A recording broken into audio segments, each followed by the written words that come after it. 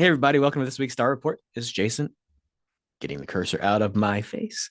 Welcome to this week's Star Report.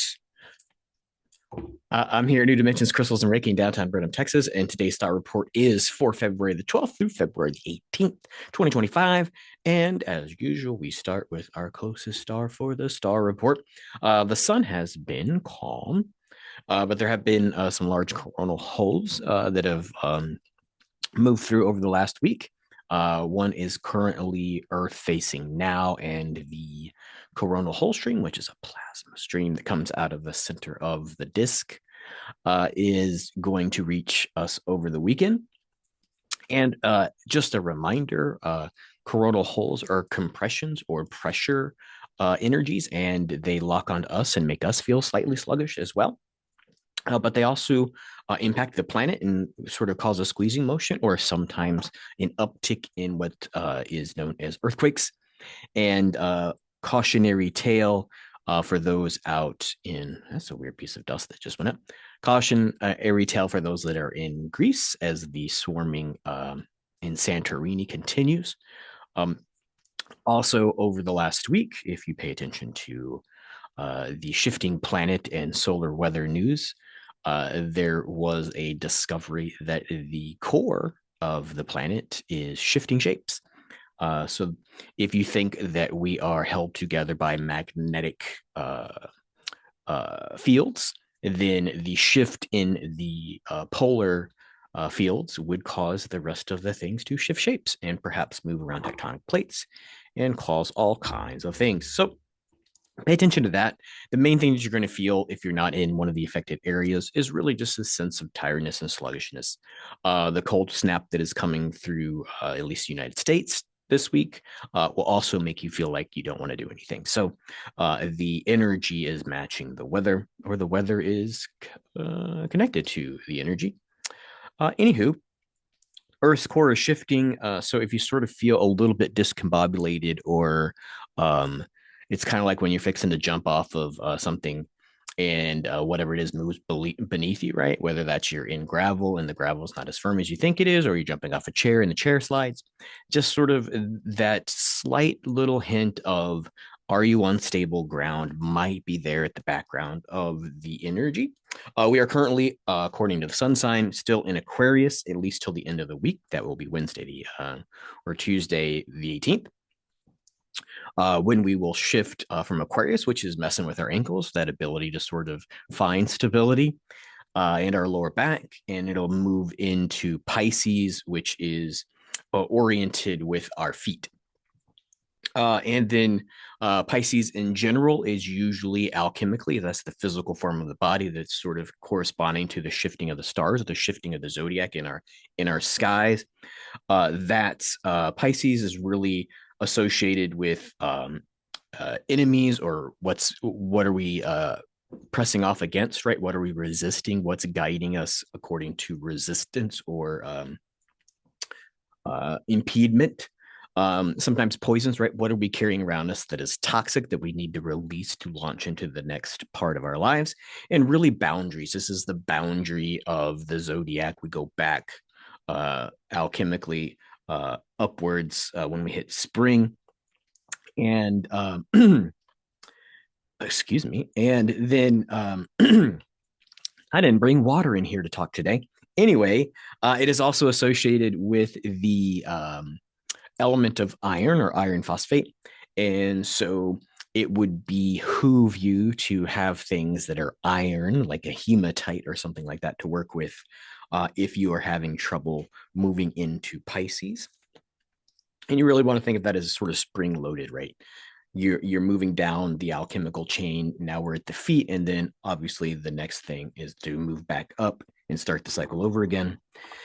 And so that's what's going on as we move into today, Wednesday, the 12th of February, 2025. And today is full moon in Leo. And so full moons are really about release, and sort of the time period that you want to sort of feel like you're releasing from is going to be from about 6 months ago, right? So just this sort of last half year, what are you releasing from, right? So we've hit, or we're fixing to hit the bounce, right? So what do you not need to take with you in as you launch? Um, and just any kind of remaining baggage that you think you haven't dealt with that you don't need to bring along. And the good thing is right here at the end, it's almost like when you're pouring, right there at the end, you sort of pour a little faster to get that last little remaining drop of water out. As we're ending the end of Aquarius, or coming to the end of Aquarius, we're not ending it; it's ending itself. It's a cycle. Um, as we come to the end of Aquarius, just sort of let that extra flow of water help you sort of release these things, right? And so that extra flow is going to be spiritual awakening, spiritual insight, information, right? And sometimes it's just oh my gosh, there's a lot of energy in the space. It doesn't have to be um, consciously understood. Yeah. A lot of us get hung up like, I don't know what's happening. And then we stop letting it happen. So just go with the energy of Wednesday. Moves us into Thursday, the 13th of February. And with the full moon in Leo, solar plexus, strength, determination, also badassery, right? Like the lion doesn't have to rush because the lion's the lion. Uh, yeah. So the etheric realms are clear and after the full moon, and the moon is aligning with Neptune, right? So you should be experiencing on Thursday sort of deep spiritual insights. And the thing that really is probably going to become most evident, or could be most evident if you're in super flow state, is like when you sort of crouch down and you're ready to jump, right? You're sort of picking where your landing is. And sometimes, things are shifting and it's unclear. This is the clarity of what is your launch target as you jump, as you spring into the next season of your life. Moves us into Friday the 14th. Happy Valentine's Day for everybody on the 14th. Mercury into Pisces.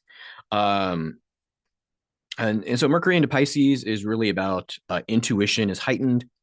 Um, and the I guess the energy of the day is such that it's not necessarily how you engage, but that you engage, right? So uh, this could work for romantic relationships and everything that's built up around February the 14th. But this is really a call for you to release or stop being apathetic or disconnected, right? And just act and connect, right? So it's not necessarily the degree of, oh my God, I connected in the most unique way. And nobody on the internet who told me what I should do for Valentine's Day has ever thought of the thing I did. It doesn't have to be that unique. It has to be that sort of genuineness that you actually want to act and connect and communicate on Friday.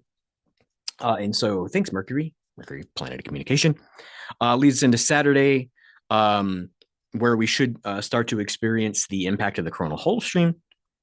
Right. So look for we're magnetically locked with the coronal hole now, but look for that heaviness to really arrive on Saturday. And then that might cause, which is always nice, but also cosmically or spiritually significant. It might cause auroral or geomagnetic storms, right? So colors in the sky. So pay attention to that on Saturday. That might move into Sunday, but basically Saturday, I would look for that to happen. Sunday, the moon it trines Jupiter, or Jupiter trines the moon. Somebody's trying to do something on Sunday, the 16th of February. And really, the idea of that is positivity is going to really fill you up, right? So you're going to start seeing or belief technology is good. You're going to start believing the positive aspect, right? And I've sort of sometimes you can get the training out of you, and the description that is given about the eighth commandment in the Reformation Catechism, or Martin Luther's point of view of what it's supposed to mean about don't bear false witness against your neighbor. The idea is to look at your neighbor. If there's an action, and it could be this one that's is really shitty or this one which is really good, you should expect and believe that it's the good one. So it's basically the idea of looking for the good in somebody. So yeah, that should sort of be the attitude or the energy that's sort of happening with this trine, and that's going to be around everything, right? Finances, relationships. If you are hooked into paying attention to larger structures of cultural significance, like governments and I guess religious organizations or hierarchy of that kind of stuff. So pay attention that the idea is you're going to have a positive lens, and that lens and that expectation and that technology of belief is really what makes it positive, right? So you can shift your reality into looking for it to be the best possible answer or result that it could be. Not, I bet it's this crap, right? So then you're more likely to get crap. Anywho, pay attention to that on Sunday. And if you attend religious services, pay attention to that there. Um, and it's always good in community to hold each other accountable to positivity and seeing the best and the brightest outcome for everything. Blah blah blah blah. Oh yeah. Uh, here's the caveat to that. It is still Mars retrograde, and so all of this looking and examining for positivity might cause you to be agitated and lose your shit. So watch out for becoming argumentative or uh, being overly positive to somebody who's not ready to be there, right? So cheer up, it's going to be okay kind of energy. Don't watch out for that. That might A, trigger you, or B, trigger who you're trying to cheer up. So yeah, that's just the caveat of Sunday's energy. Monday, um, what the heck did I write down there? Blah, blah, blah, blah. Oh, there we go. Monday. I was like, that doesn't make sense with Monday. Yeah. So Monday, the 17th of February, is really this real big sense of motivation, not anxiety, right? So a lot of us like, holy shit, the end of the world's coming, or the end of government's coming, or the end of religion is coming, or the aliens are landing, right? So it's not about anxiety. I got to act now, or I got to prep now. It's really the motivation, mostly because the moon is trining the sun, or the sun's trining the moon. Um, and motivation is really the sort of thing like you can do it, you want to do it, you feel energized to do such thing, right? And that's sort of the gaining of the positive and negative, the masculine, the feminine, balance of energies, and that's really going to be about both things like private life and public life. So interpersonal relationships and job stuff is really going to sort of have this motivation like, hey, I'm ready to do this.